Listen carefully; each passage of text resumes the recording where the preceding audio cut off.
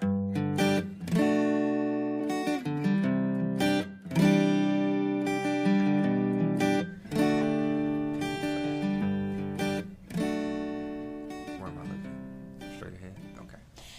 morning, everybody. Welcome to another Wednesday with me, Naja Wohite, on Get It, Got It Good.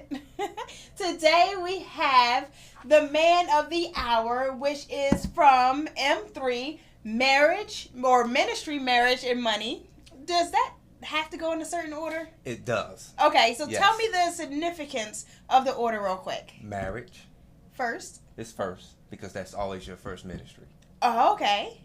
Then ministry itself, and then money, because money will always be there. Okay. But these other two takes a lot of time, a lot of principles, and a lot of energy.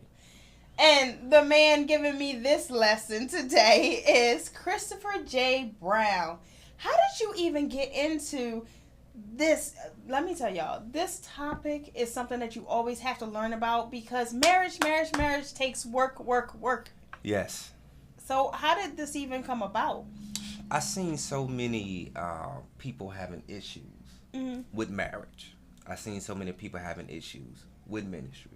And I've seen so many people have issues with money, which is a lot of times why they break up with the first marriage. two. Yeah, and even ministry. That's why doors close, because of the lack of understanding with money. And so I said, you know what? I want to do something different. I want people to understand that you don't have to sacrifice one for the other. If you apply the right type of time, the right type of energy, and the right principles, you can have all three at a high level.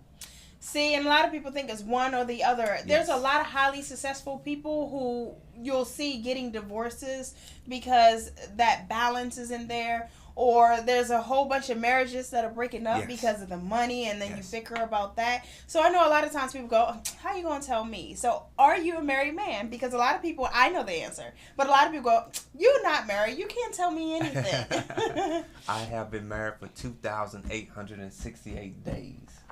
And I don't just know the days, I make the days count. Wait, hold up, freeze. Yes. Husbands, take note. It's like, actually, I cannot front, because I am the worst. I am the man in this situation, because my husband will remember our anniversary, remember the birthdays, and I'm like, oh shoot, today was our anniversary. Absolutely, yes. I'm terrible. Yes. He knows the first day we met. He knows what I had on, and I'm like, I feel so bad. You shouldn't. I have an app to help me. So, gentlemen, get your app, right? That will really tell you how many days that you've been married. So, it's not that I keep it all up here. I have help. See? A lot of men could be like, oh, who cares? I know I've been married 9 years. I know I've been married 3 years. What is the significance of knowing something that detailed? You know, because I think what you did to get her is what you do to keep her. You was very detailed when you was chasing her. So why do you slack off now? You should keep this right. You should keep this. Now, while it is important to know the days, it's more important to make the days count. Okay. That's the true logic behind it. How? For example, oh, it's Valentine's Day, let's go all out. Or every day's Valentine's Day type of thing. My wife and I promise you, we kind of go back and forth with that, because every day is Mother's Day.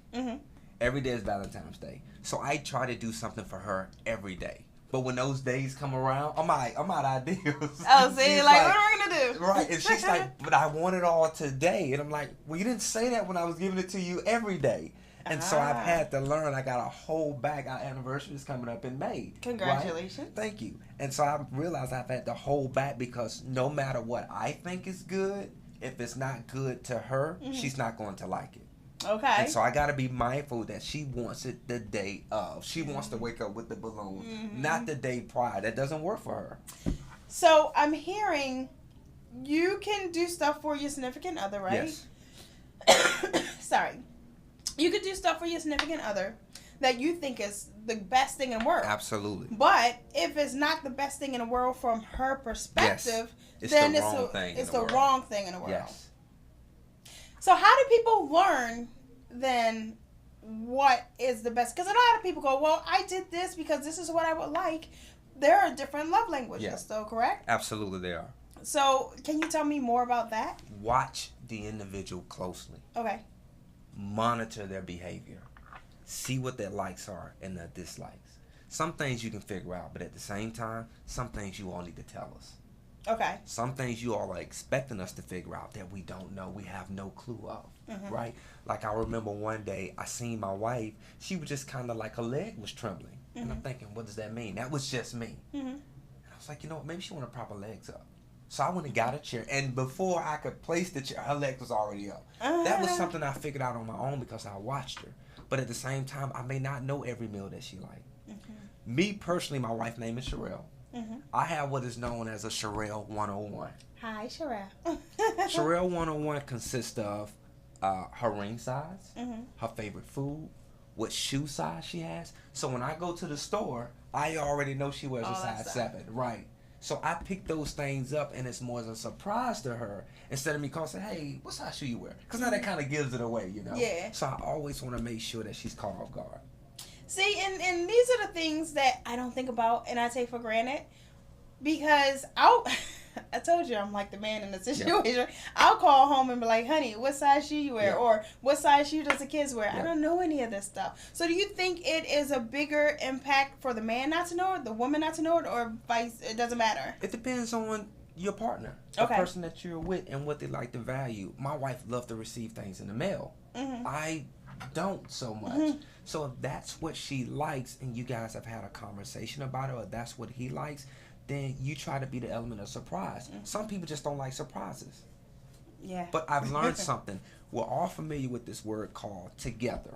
You've seen it before, right? Together. Have you ever broken it up? To get her. So what you did to get her is what you do to keep her. Oh, that's awesome. No, I've never broken it up. I have never. But you guys, before we go into the ministry portion of it and how does the marriage go into the ministry and vice versa, let's take a brief look at this video that is about M3 and how. Then we'll come back and talk about how the company was created and what's next and where you see it going. Okay? Okay, perfect. All right, so stay tuned, you guys.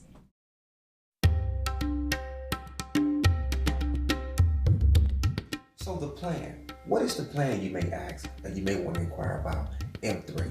Once again, your marriage, your ministry, and your money.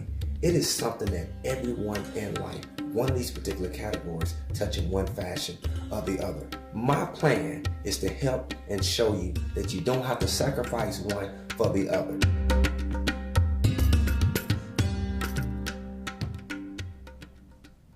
So welcome back. That was a really brief promo of your company. So you started this company when? This started, actually, it was this year. Congratulations. Yes, I started this year. But the principles were over time. Okay. Absolutely. So I know you have a background in several things. One, you're a vet. Yes. Right? What branch? Marine Corps. Marine Corps. Oh, yeah, my goodness. almost 10 years. It's a hard one. My husband was Navy. Oh, it's all right. It's okay. And so how does a vet, because I know a lot of times you guys branch off into so many different areas depending on what you do in the military. So how do your training there translate into this? This is so different, question. Right? The first thing that comes to mind is discipline. Because the military shows you and talks to you about commitment. And if I can be committed to that, at times to something that did not even seem as if it loved me back, how can I not be committed to other areas as well? How can I not be dedicated to other areas as well? And it may not always look great, which is where the discipline kicks in, because even if it doesn't look great, the discipline is there to sustain you, to keep you going through whatever the issue may be. So I think the military had a huge, to include my mom too. She was kind of rough on me, but you bring both of those together, I think the military had a lot to do with my upbringing. Absolutely. Okay. Yes. Awesome. And did your wife play a role in starting this? The business, she allowed me to do it. Okay.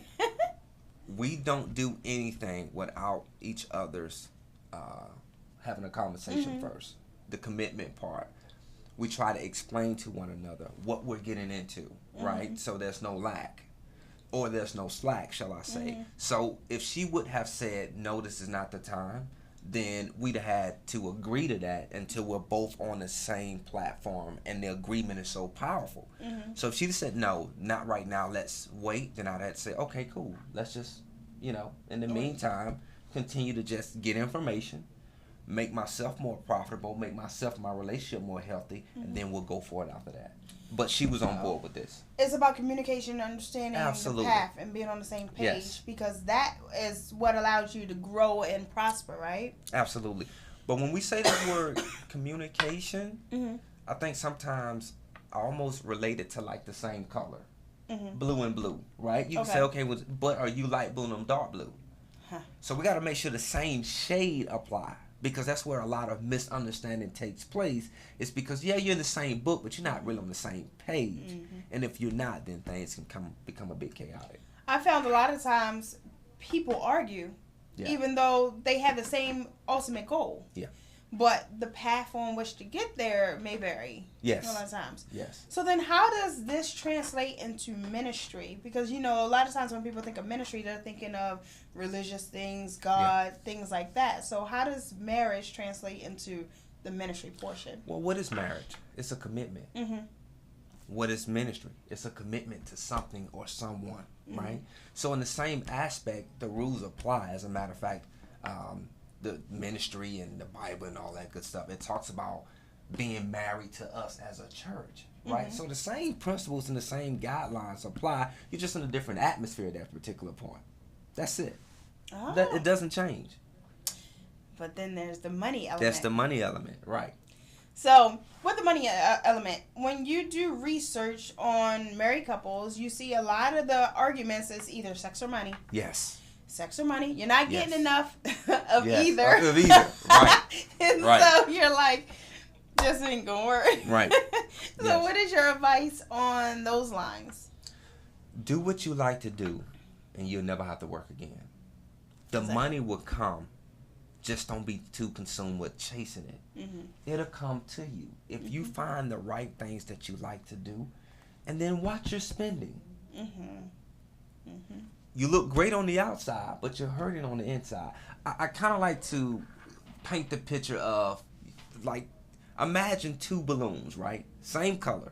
Both are orange, same size. Both have a string. But why is it when you let them go, one rise and one fall? One is filled with helium, one is filled with hot air. But they look alike. We need to stop acting and looking like the part and start being the part.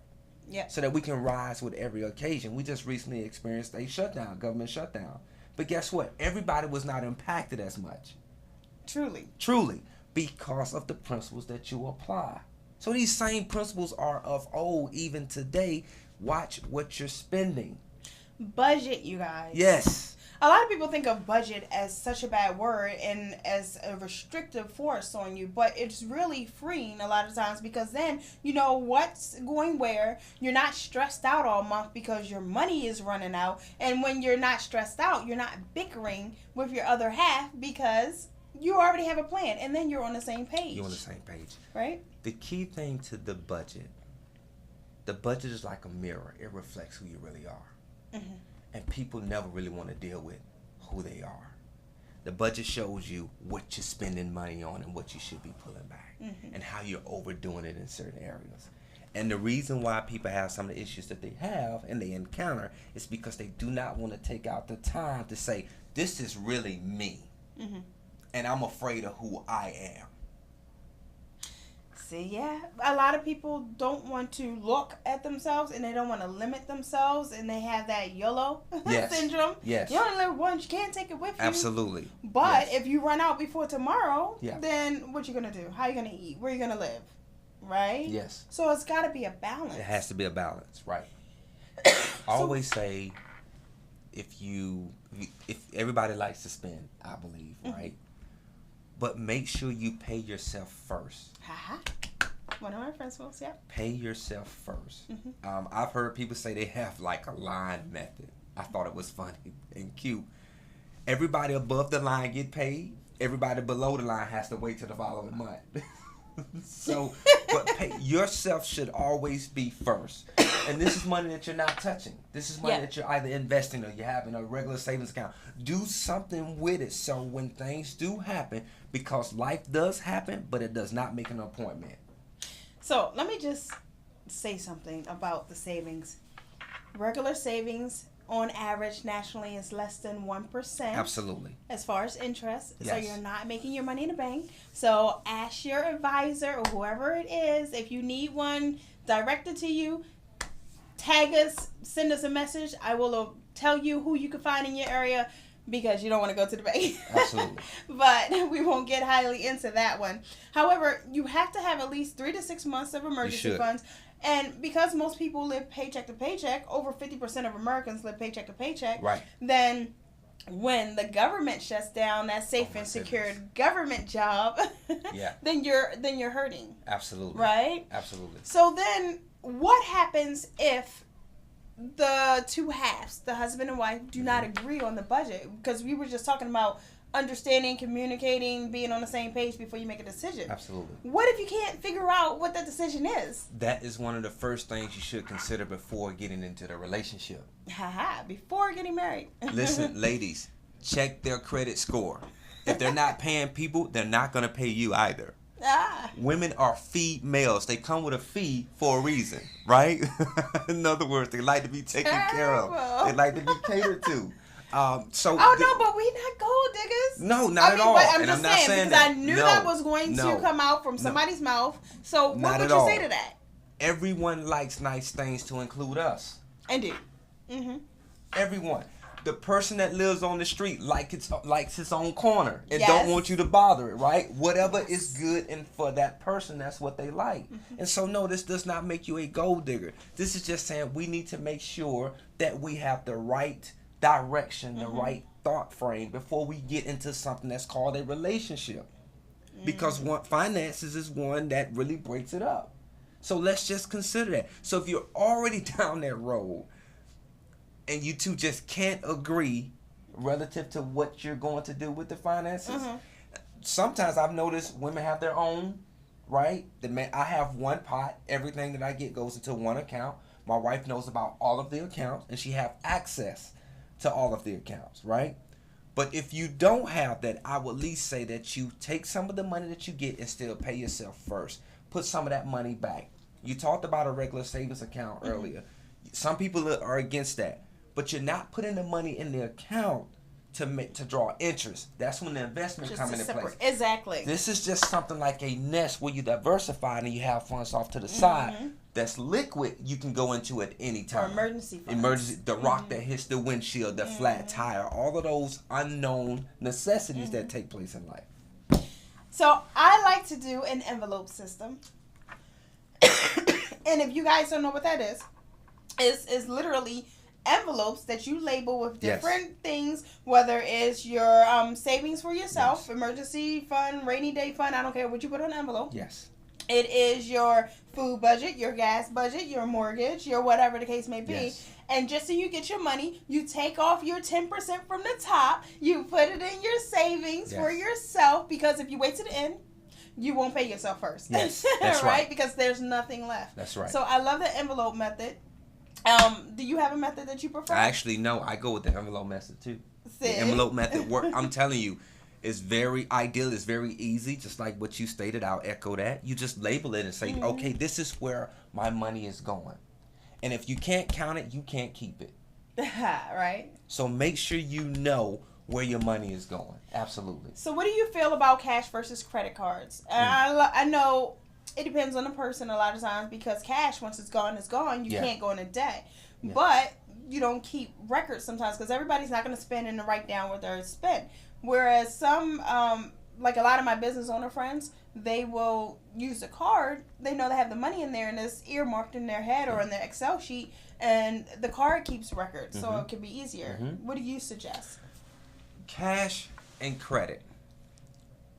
The choice is really in the hands of the beholder. You have to be a realist about, can you handle money before you start dealing with credit cards. I think that credit cards give you the advantage. You get so many incentives, so many rewards, so many cashback programs that you can utilize for your benefit. But if you know that you love to spend, if you know that you love to go out and swipe. See, when you utilize cash, it sends a different message to the whole brain housing group. Do I really want to spend this? Do I really need this now? Yeah.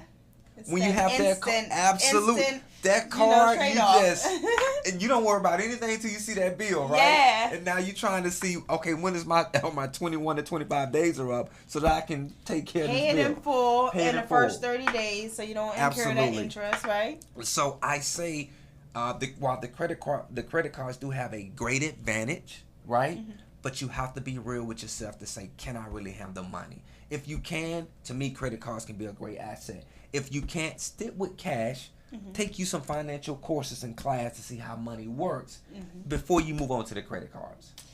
See, and this all goes back to, just financial education. Yes. And because you are financially educated and you set up an envelope system, I know that one of those envelopes is charity and giving back. It is. Right? Huge. So you actually did a thing for St. Jude's. Yes. Right? Yes. So we'll be right back after we watch this little video of Christopher doing this video for St. Jude's, and then we'll talk about how that came about. So we'll be right back. Hello everyone, as you all know, my name is Christopher J. Brown, CEO and founder of M3, which stands for Marriage, Ministry, and Money. But unfortunately, we're not here to talk about that on today. We're here to talk about saving lives at St. Jude. You can become a partner today by pledging only $20.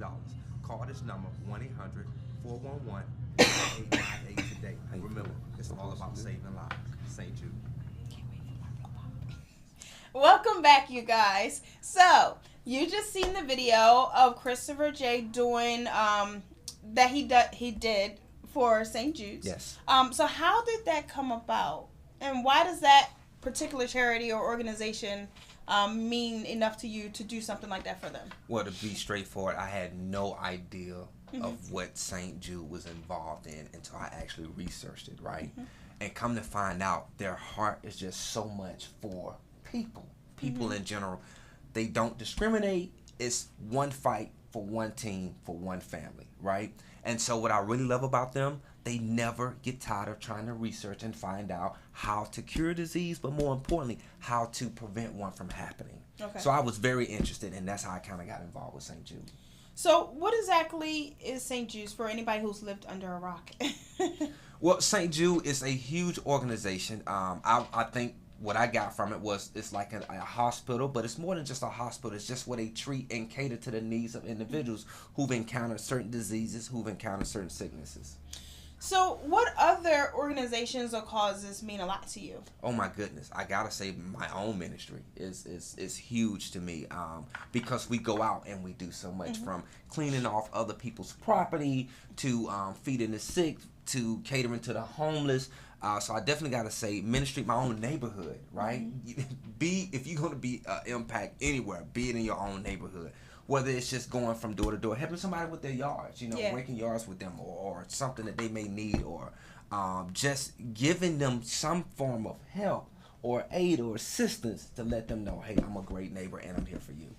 It is such a benefit growing up in a neighborhood that everybody knew everybody. Yeah. Do you feel that's lacking today, where neighborhoods are just not friendly any longer? They don't know their neighbor, they don't know the neighborhood kids, or what do you think about that, and how does that go back into ministering to your own people and building strong communities and everything else? I do, but I think that's based off of the geographics. Where do you live? Yeah. I'm from Georgia, right? They still beat other people's kids down there. They still tell the mom and dad when they come home, this is what your child did. Up here, it's definitely different. Now, I've been here ever since 2004, so maybe around 15 years, give or take. And there's a lot of diversity here.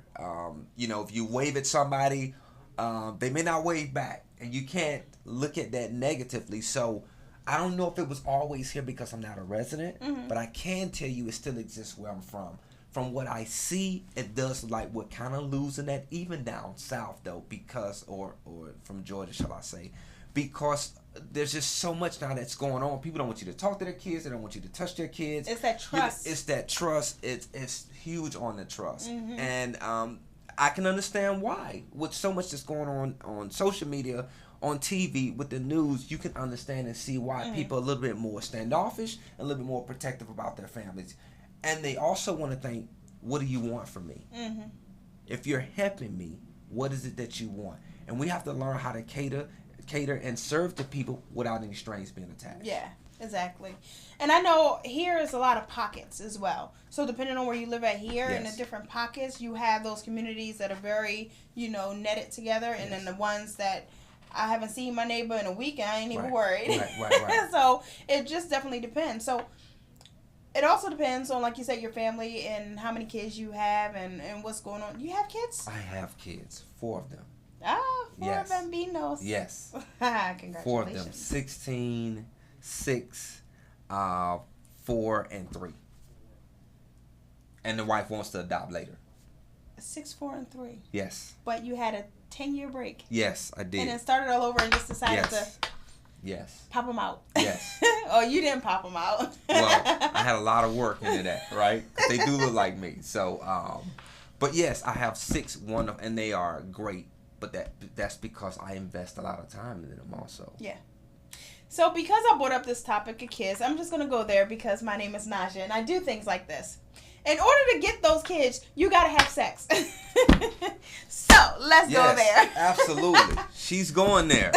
Yes, I am. This is not scripted, I promise you. No, it's not, because I don't do things like that. However, we said earlier that in marriage you have fights because of sex and money mainly. Yes. And so we talked about the money, so now we'll talk about the sex. Okay. How does sex play a part in the bonding? Wow. One, we have to understand that you have to be intimate before sex. The text that you give him or her throughout the day, right? You're building up for later tonight. Not that that's the intent, but it makes the person want to be with you even more. Like, I know sometimes my wife will call me just to say, what are you doing? That doesn't bother you? It doesn't. It doesn't really bother me. Even if I'm about to go into a meeting, I make my job last when it comes to her. She said, it seems like you're never busy. It's because I've made you first. But I'm doing 100 things over here while we're on the phone. My goal, this is my personal goal. If it's not happening at least 4 times a week, we got problems. At least, and this is 8 years of marriage. Okay. But I've learned that I have to pour into her for her to give back. Now, here's my own analogy. Ladies, do not stone me for saying this. Please hear the entire message first. Okay. To me, women are like banks, right? They're like banks. If you make a deposit, you're going to get some draws. I mean, withdrawals. You're going to get some withdrawals, right? But you have to make the right type of deposit. Okay. Now, I hate to cook. I would rather be the one that eat. Oh, see, that's me. I'll just eat all that. I will wash clothes. Man, I'm telling you, wash clothes, then fold them. And how about putting them up? I'm telling you. But when it gets to that kitchen piece, my aunts, my mom, my grandmother, they used to do that, right? But I'm slowly getting into the kitchen. But she likes that. So I may go out and buy her outfit, and she's like, okay, thank you, I appreciate it, but who's going to make dinner tonight? And I think if we change the mindset and we try to satisfy the other more than we're trying to satisfy ourselves, the sex won't be a problem. Okay.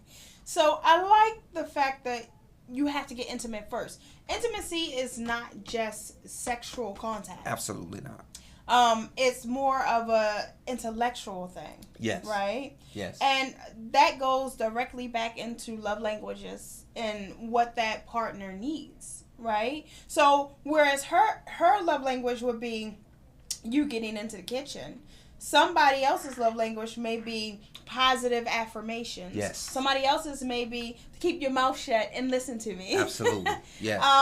So if you've been married long enough, you can kind of read these different things and find out. What if you're newlyweds? Some of the stuff you should have did before you even got married. I know. But okay, you're having this issue. Your first year of marriage is rocky. So what would you suggest? The first counseling. Counseling. Who's in your ear? Wait a minute, hold up. I'm going to say this. Don't stone me. Blacks have this negative... Oh my goodness. Connotation. Yes. About counseling, mental health, all kinds of stuff. Yes. So you're telling us to go see a counselor. They don't know my business. They don't know what I'm thinking. How they can't relate to me. I don't need somebody else in my... Come on now. Absolutely. Now I don't even know where to start because the counseling... I can tell you this. I was raised. I was raised with my grandmother. She did the best that she could, right? But she told me, don't you ever go and let nobody give you no counseling. You don't need it, right? And I'm like, yes, I do. It was not until I turned maybe about 27, 28, right? Where a close friend of mine said, Chris, counseling is okay. It's okay to get insight and wisdom.